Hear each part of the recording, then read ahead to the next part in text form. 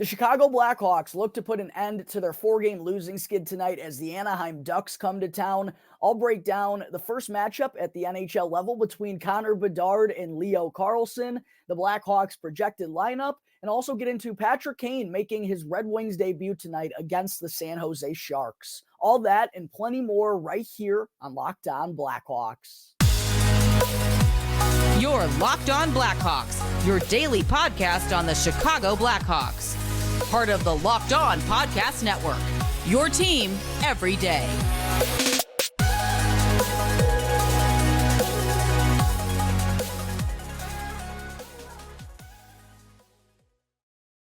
What's up, everyone? Welcome on into another episode of Locked On Blackhawks, part of the Locked On Podcast Network, your team every day. As always, I'm your host, Jack Bushman. Go and give me a follow on X at JackBushman2, or you can go and check out my Strictly Blackhawks account at Talkin' Hockey for all the latest Blackhawks news and updates. And also, just a quick reminder to please go and show some support on today's episode if you haven't done so already by smashing that like button, commenting down below, and last but certainly not least, subscribing to the Locked On Blackhawks YouTube channel. Honestly, if you're not already subscribed at this point, I don't know what you're doing because it's 100% free. It really won't cost you anything, and it does help me grow the show. It helps me out tremendously. So please make sure to take care of that real quick, and you can also go and turn on those push notifications if you're wanting to get notified when the episode is uploaded each and every day. And today's episode of Locked On Blackhawks is sponsored by Game Time. Go and download the Game Time app right now.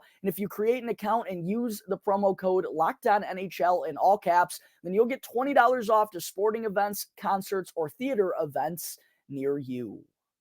All right, good morning, everyone. As always, thank you all for joining me on another episode of Locked On Blackhawks, your one-stop shop for all things Chicago Blackhawks. Let me just say I hope everyone's Thursday is off to a phenomenal start thus far as we start to creep closer towards the weekend, which is always great news. And later on this evening, we get to see Connor Bedard, the first overall selection in the 2023 NHL Draft, take on Leo Carlsson, the second overall pick, head-to-head for the first time in the NHL as the Anaheim Ducks come to town tonight to face off with the Chicago Blackhawks at the United Center. Another 7:30 p.m. Central Time puck drop per usual, and the game will be televised on NBC Sports Chicago. And it also will be televised on NBC Sports Chicago Plus with the new Hawks cast that they've introduced. And I was at the game on Tuesday when the Hawks took on the Nashville Predators. So obviously that means I didn't get to see or listen to this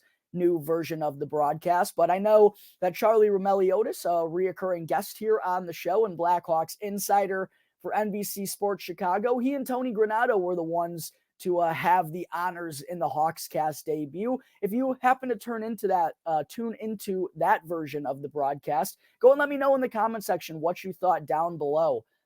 Also, at the same point in time, I'm sure being their first edition of this, I'm sure there were some things that they'd like to fix and establish some chemistry moving forward, but very curious to hear all you fans' opinions on the Hawks cast if you happen to tune into that on Tuesday. But back to this game here tonight, the 10-15-0 Anaheim Ducks take on the 7-16-1 Chicago Blackhawks, who are now dead last in the NHL standings, following their 4-3 shootout loss to the Nashville Predators on Tuesday. That has them losers of their last 4 games in a row, and they've also lost 10 of their last 12 total. And that has them with just 15 points through their first 24 games this season. And honestly, Blackhawks fans, when getting geared up for the start of the regular season, I really thought there was going to be no way that the Blackhawks were going to be worse than they were last year, but looks like they're on track for that. I know the injuries up front hasn't helped, and obviously there have been a lot of different rookie defensemen in the lineup on the back end as well. But even still, I didn't think this Blackhawks team was going to regress from what they did last year, but that's kind of what we've seen from them through their first 24 games of the season here. Anyways, for the Anaheim Ducks, it hasn't been very pretty for them lately either, as they actually got off to a pretty good start this year, had a good month of October and got off to a good little streak there in early November. But ever since November 15th, I guess I should say, things have just been going straight downhill for this Anaheim Ducks squad. They lost their final 8 games in the month of November, and then their first 2 games here in December was a home and home against the Colorado Avalanche, in which they split. So just 1-9-0 for the Ducks in their last 10 entering this one, a matchup between 2 teams who are really trying to shed their poor play as of late, but also could be the future of the Western Conference, as most draft analysts and scouts kind of have the Blackhawks and the Ducks as the top 2 prospect pools in the entire NHL right now. The only difference, I would say, is that most of the Ducks' high-end picks and superstar level prospects are kind of already on the NHL scene, whereas the Blackhawks only have Kevin Korchinski, Connor Bedard, and Lucas Reichel. A lot of their high-end prospects are still playing college or junior hockey, and then they also have a slew of picks over the next couple of years still in their pockets. So I would say the upside is probably in favor of the Anaheim Ducks with the amount of high talent players that they have, but I do think the Blackhawks undoubtedly have the deeper of the prospect pools and the one that's going to continue to grow the most over the next couple of years. But one thing I did want to do before this matchup goes on tonight is kind of go into a little head-to-head comparison between Leo Carlsson and Connor Bedard. For Carlsson, he hasn't gotten as much of a sample size as Bedard has thus far, as Connor's played in 24 games for the Blackhawks, all 24 games this season. Leo Carlsson's only played in 17 of the Ducks' 25 games, but in those 17 games, he has been pretty productive. He's got 8 goals and 5 assists for 13 points in those 17 games, whereas Connor Bedard has 11 goals and 9 assists for 20 points in 24 games. So I know Connor Bedard still has the advantage right now, but kind of a neck-and-neck battle here for the Calder Trophy. Again, I think Bedard has that edge at this point in time, but Leo Carlsson has not been disappointing by any means whatsoever for this Ducks squad, and has kind of made their organization look pretty good by selecting him second overall. That was, I still really, it's a toughie. I had Adam Fantilli as the hands-down second best prospect in this draft, and that's not a knock on Leo Carlsson. Absolute beast. And any other year, he still would have been a number 1 overall pick type of guy, but it was certainly a pick that I didn't see coming. I just didn't understand passing on the size and skill of Adam Fantilli, but the Anaheim Ducks, for good reason, it seems, really liked Leo Carlsson, and it's going to be fun to watch both Bedard and Carlsson develop over these next couple of years. 2 guys who could really be the future of the Western Conference. But getting into some of the numbers for the Anaheim Ducks and the rest of their team, kind of like the Blackhawks, it's been a struggle for them on both ends of the puck in terms of scoring goals and giving them up. The Ducks rank 28th in the NHL in goals per game this year, while the Hawks rank 30th. The Ducks are 26th in goals against, while, again, the Hawks are 30th. But their special teams has actually been pretty solid this year, which is one thing to note, of course, since the special teams really never seems to be going the Blackhawks' way. The Ducks actually have the 11th best power play in the NHL and the 15th best penalty kill. So they certainly seem to have the advantage in that department, as the Hawks are ranked 29th on the man advantage and 26th on the penalty kill. But I'll tell you what, that's only because the penalty kill did really good in those first 5 or 6 games of the season. They've given up a PPG in 14 of their last 16 games. Probably have the worst penalty kill in the NHL during that stretch, and one of the worst power plays as well. So nothing's been going good for the Blackhawks, but fortunately, they're playing a Ducks team that hasn't had a lot good go well for them lately either. In terms of who's going to be in net for Anaheim tonight, we're still ahead of the morning skate at the time of this recording, but one thing I do think is interesting to keep an eye on is who's going to be in net for the Anaheim Ducks this year, because it's been a little bit sporadic for them. John Gibson is the one who has a 5-11-0 record as their starter, with a 2.82 goals against average and 906 save percentage. So he's been really solid for them, despite that team ranking 26 in the NHL in goals against. The record may not show it, but John Gibson's been really good. But funny enough, their backup, Lucas Dostal, has been terrible, but he's got a 5-4-0 record with a 4-3-0 goals against average and an 878 save percentage. So despite his numbers being putrid and basically the exact opposite of John Gibson, he's the one with the winning record in 9 starts so far this year. But it will be interesting to see who the Ducks go with in net. If it is Lucas Dostal, just know that he struggled mightily this year. But if it's Gibson, don't let the record fool you. He's been the anchor in net for the Ducks. As far as their leading scorers and kind of who have been the big names that the Blackhawks need to star on their board tonight, how about Frank Vatrano being the leading scorer for Anaheim with 23 points through 25 games this season, 14 goals and 9 assists. That's got to be awesome for Frankie. I'm sure he's making the most of this opportunity here in Anaheim and absolutely loving it. Mason McTavish has been an absolute stud for the Ducks this year and looks like he's kind of figured things out at the NHL scene with 21 points in 25 games this year. Also, Mason McTavish, forgot to add this off the top. He's questionable tonight. Did not play in the Ducks' last game against the Colorado Avalanche. Questionable for tonight's matchup. Obviously, that would be a big loss for the Ducks if he's not able to go. Ryan Strome's also been good for them with 17 points. Troy Terry's got 14. I mentioned Leo Carlsson, the second overall pick's got 13. And how about this guy, folks? If you're not familiar with him, get familiar with Pavel Mintyukov on the back end for the Anaheim Ducks. They have some really high-end defenseman prospects, and Pavel Mintyukov was an absolute beast in the CHL offensively. He's got 13 points so far this year to go along with Cam Fowler, another offensive defenseman who's got 12. So those are kind of the guys you need to be keeping an eye on if you're a member of the Chicago Blackhawks tonight. No real surprise there other than maybe Frankie Vatrano kind of being the head honcho for the Ducks. Make sure to be keeping an eye on him tonight, especially if Mason McTavish isn't able to go. All right, folks, coming up in just a minute here, I will get into the Blackhawks projected lineup for this matchup with the Ducks, as well as my 3 keys to victory.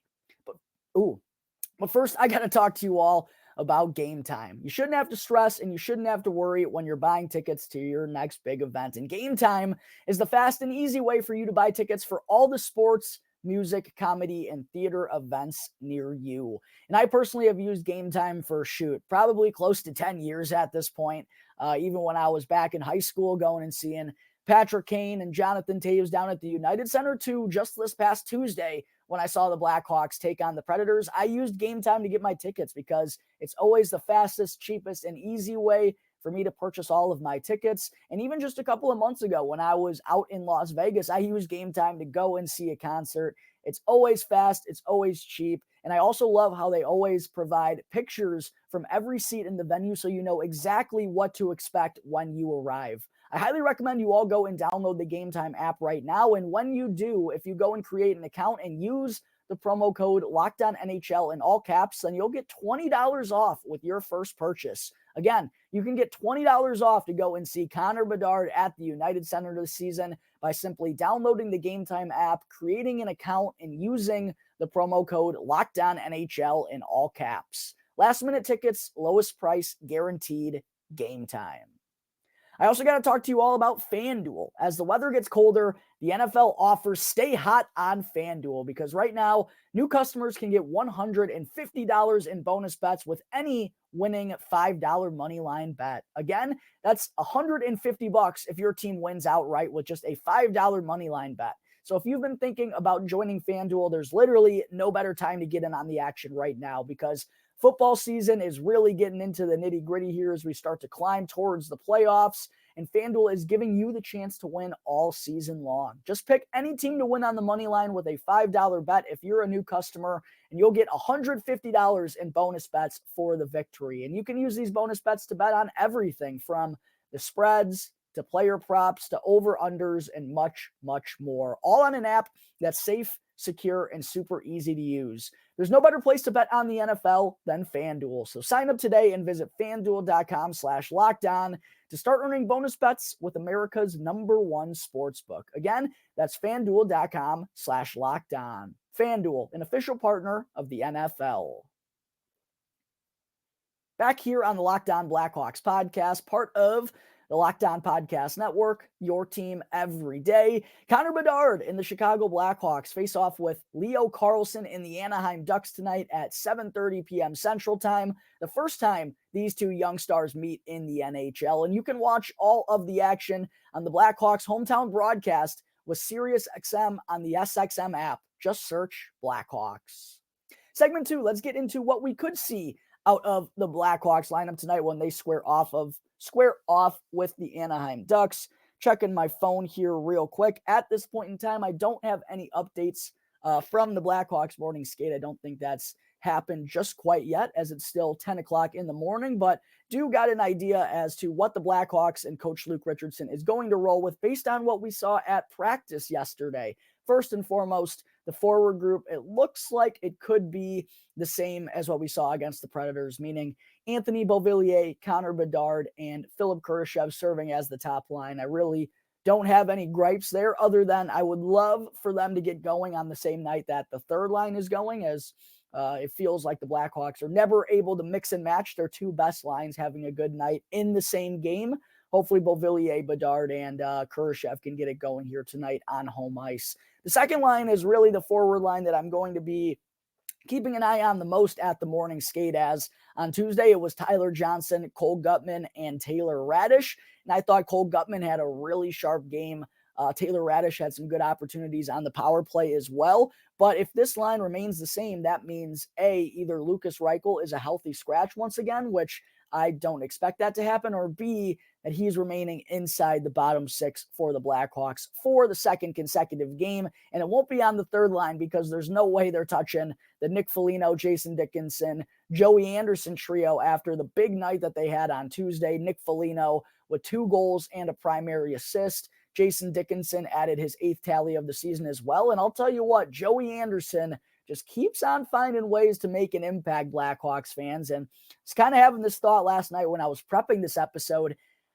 I think it's safe to say that Joey Anderson's been better than guys like Reese Johnson and Mackenzie Entwistle at this point in time. 2 guys who kind of feel like bubble/fringe players in the lineup right now. I think you have to be keeping in Joey Anderson over them, right? Like, he's kind of providing the same thing, but at the same point in time, actually contributing offensively. So I think you have to keep Joey Anderson in the lineup, right? He's been that gosh darn impressive. Really awesome to see him come right up from Rockford and immediately make his presence felt. He's been a staple of the lineup ever since. Good for Joey Anderson, former guest here on the Locked On Blackhawks podcast as well.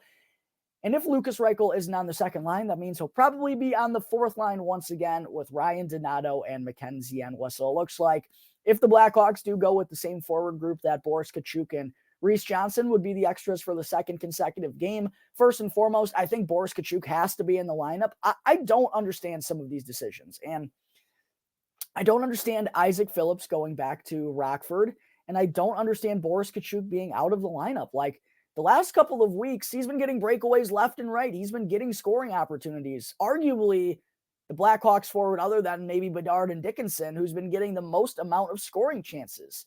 His speed's been prevalent. His physicality's been evident. I don't really understand why Boris Katchouk isn't in the lineup right now for guys like Mackenzie Entwistle and Ryan Donato, who just frankly haven't been doing that much lately. So I kind of have some gripes with this fourth line. To me, first and foremost, why are we even putting Lucas Reichel there? I get the message being sent, but even if it were up to me, after he had one good shift in that game, which probably didn't occur to the third period against the Preds, I would have moved him back up in the top 6. But I think, my opinion personally, keeping him here in the bottom 6 is doing him a disservice, and so is keeping Boris Katchouk out of the lineup. But what do I know? We'll see if the Blackhawks and Luke Richardson make any changes to that ahead of the morning skate. On defense, I'm really curious because, as I mentioned on, yesterday's episode, Jared Tenorti was placed in concussion protocol and doesn't seem like he's going to be playing tonight. And that leaves the Blackhawks with only 6 defensemen on their active roster, and 4 of them are right-handed defensemen. And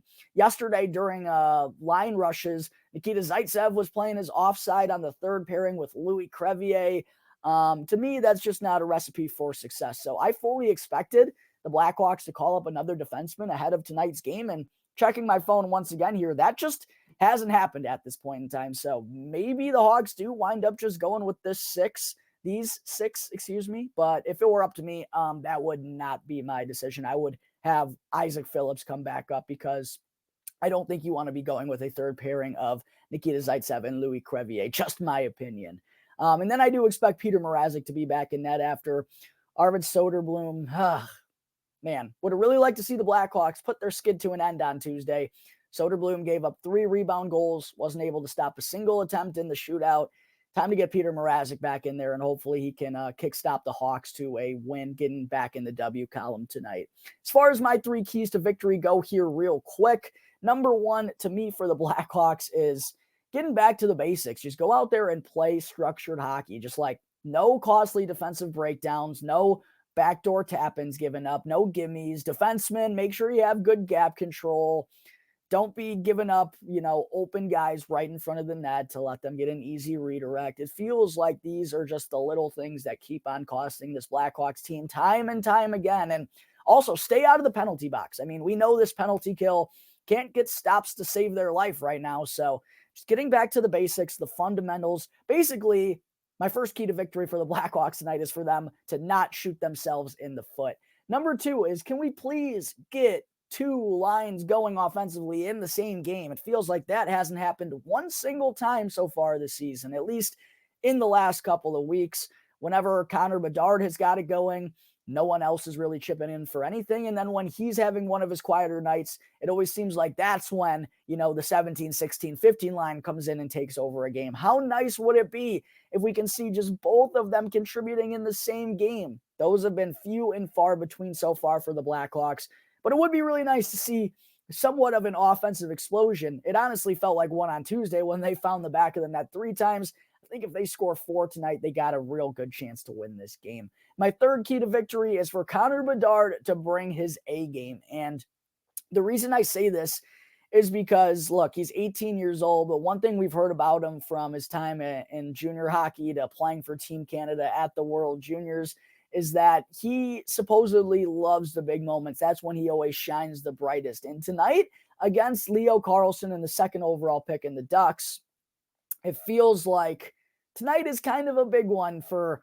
the Blackhawks where they're at this point in time, right? Like, these are one of the games that I feel like people and fans are going to be excited to tune into. And I think Connor Bedard is going to be excited for this one as well. And being the first head-to-head meeting between these two guys, I know Connor Bedard will never say this, but knowing the fierce competitor that he is and how much he lives, eats, and breathes hockey, I'm sure he wants to get the better of Leo Carlsson tonight. So if Connor Bedard can bring his A game and really get it going, obviously this is kind of goes without saying key to victory tonight, but I did want to make it one of my keys because this is a meaningful matchup between those two. I'm sure Connor Bedard will be carrying a little bit of a chip on his shoulder tonight and does want to get the better of Leo Carlsson. So let's make it happen. Let's see it, Connor. If he goes and has a good game, I like the Blackhawks' chances.